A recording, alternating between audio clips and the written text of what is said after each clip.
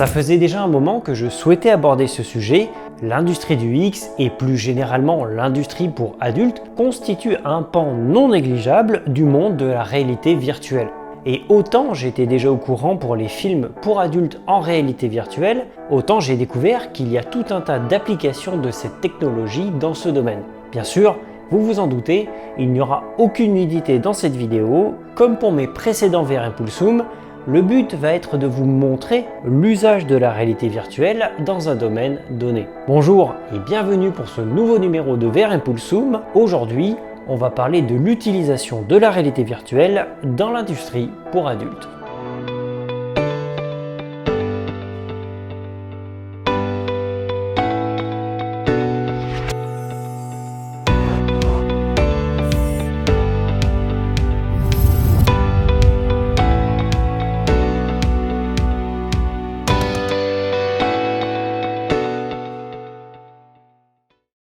Pour commencer cette vidéo, je vais vous parler d'un festival qui aurait dû avoir lieu en juin 2016 au Japon.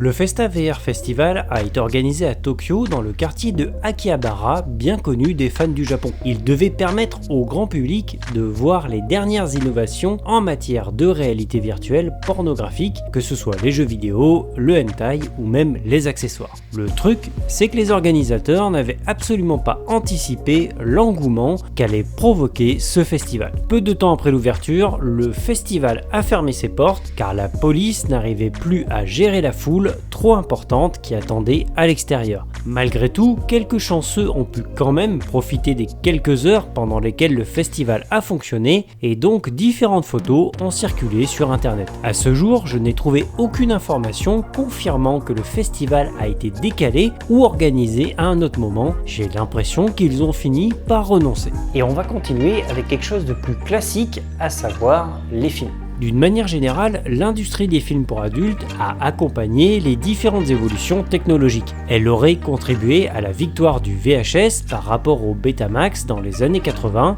et a été une des premières à exploiter la 3D lorsqu'elle s'est ouverte au grand public.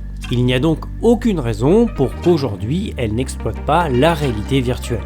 Il existe à ce jour plusieurs solutions pour regarder des films pour adultes en VR, soit en passant par une application dédiée comme ce que peuvent proposer Pornhub et Xhamster, soit en téléchargeant directement les films, ce que propose d'ailleurs aussi Pornhub, afin de pouvoir les regarder avec la meilleure qualité possible, en les copiant directement sur votre casque Oculus Quest par exemple. Aujourd'hui, tous les gros groupes de production de films pour adultes ont leur franchise en réalité virtuelle, sans compter des sites internet entièrement dédiés à cela. Et vous avez même des sites qui vous proposent des petits utilitaires à installer directement sur votre PlayStation 4 afin de pouvoir regarder des films directement sur le PSVR. C'est vous dire à quel point ils ont pensé à tout. Mais je ne vais pas passer plus de temps sur cette partie, étant donné qu'il n'y a pas grand chose à dire. Il s'agit juste de films tournés avec des caméras immersives à 180 ou 360 degrés, avec parfois un effet 3D grâce à la stéréoscopie, mais en définitive, il s'agit de films classiques, ils sont juste plus immersifs grâce à l'ajout de la réalité virtuelle.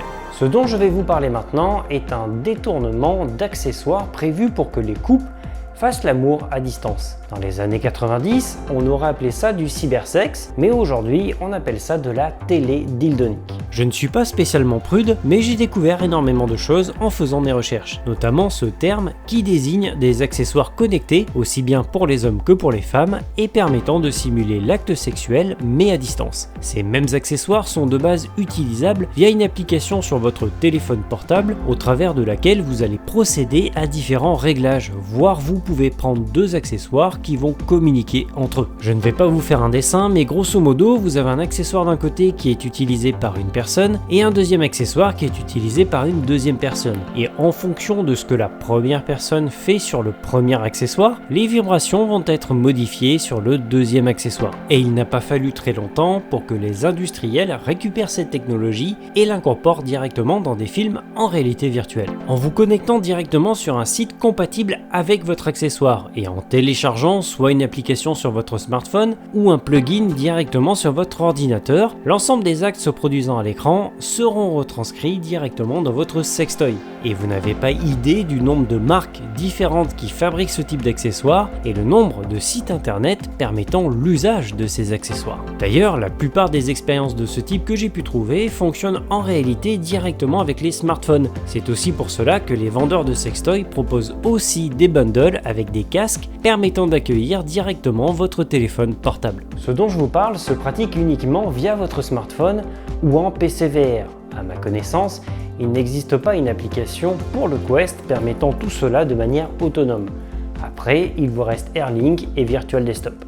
Et nous allons maintenant aborder la dernière partie qui va être la plus conséquente puisque je vais vous parler cette fois-ci des jeux vidéo pour adultes en réalité virtuelle, tout en sachant que pour certains, il fonctionne avec les accessoires dont je vous ai parlé précédemment. Et je vais commencer en douceur en vous parlant des jeux officiels, notamment ceux disponibles sur Steam, en utilisant directement les bons tags, notamment VR et réservés aux adultes. Vous avez toute une sélection de jeux entièrement dédiés à la réalité virtuelle. Et si la plupart sont là juste pour se faire un peu d'argent facilement, certains bénéficient visiblement de notes plus que correctes. Et j'ai même pu en tester un, étant donné que Kanojo propose une démo gratuite vous permettant de voir s'il peut tourner correctement sur votre PC. Bien sûr, dans cette démo, il n'y aura aucune nudité, mais ça permet de se rendre compte qu'il s'agit d'un véritable jeu, plutôt joli graphiquement et permet de vraies interactions directement avec les touchs. Petite précision pour ceux qui seraient intéressés par l'achat de ce jeu, un utilisateur signale que pour avoir l'intégralité des scènes, il faut prendre la version Steam et surtout récupérer le patch officiel directement disponible sur le site du développeur de jeu. Mais il n'y a pas que les jeux officiels. En faisant des recherches, je suis tombé sur un site qui s'appelle F95. Visiblement, c'est un site entièrement dédié aux jeux pour adultes de manière générale. Et si je vous en parle aujourd'hui, c'est parce qu'il propose une catégorie entièrement dédiée à la réalité virtuelle. Les jeux sont gratuits et sont à installer directement sur votre ordinateur. Quant à la qualité de ceux-ci, étant donné qu'ils sont gratuits, je vous invite à essayer directement par vous-même. Concernant le Quest, il existe visiblement des jeux proposant aussi des versions natives autonomes pour le casque. Je mettrai en description un article de l'excellent site stylisme.com listant l'ensemble de ces jeux. Et enfin, je vais vous parler d'un jeu multijoueur mélangeant l'ensemble des choses dont j'ai parlé avant. D'une part, il s'agit d'un jeu tout à fait classique, mais dans lequel vous rencontrez d'autres joueurs. Et oui, s'agissant d'un jeu multijoueur, les personnes que vous allez croiser en jeu ne sont pas des PNJ, mais des humains bien réels. Et si j'en parle aujourd'hui, c'est parce qu'il propose aussi un mode réalité virtuelle, en PC VR uniquement, et propose une compatibilité avec les accessoires dont je vous ai parlé précédemment. Il existe une bande-annonce pour illustrer tout ça, mais vous comprendrez que je ne puisse pas l'ajouter dans ma vidéo. Du coup, vous trouverez un lien directement en description. En conclusion, je dirais que comme pour les précédentes avancées technologiques telles que la 3D notamment, la réalité virtuelle est largement supportée par les acteurs de l'industrie du X. Que ce soit les acteurs classiques tels que les producteurs de films qui proposent tout un tas de réalisations de plus ou moins bonne qualité à utiliser en PC VR ou même directement depuis le Quest en autonome, que ce soit les fabricants d'accessoires pour adultes qui surfent sur la vague de la réalité virtuelle afin de proposer des expériences toujours plus immersives, et enfin les développeurs de jeux, qu'ils soient indépendants ou non, qu'ils collaborent avec les accessoiristes ou non, ils vous proposent tout un tas d'expériences différentes et encore une fois que ce soit en PC VR ou bien en autonome sur le Quest.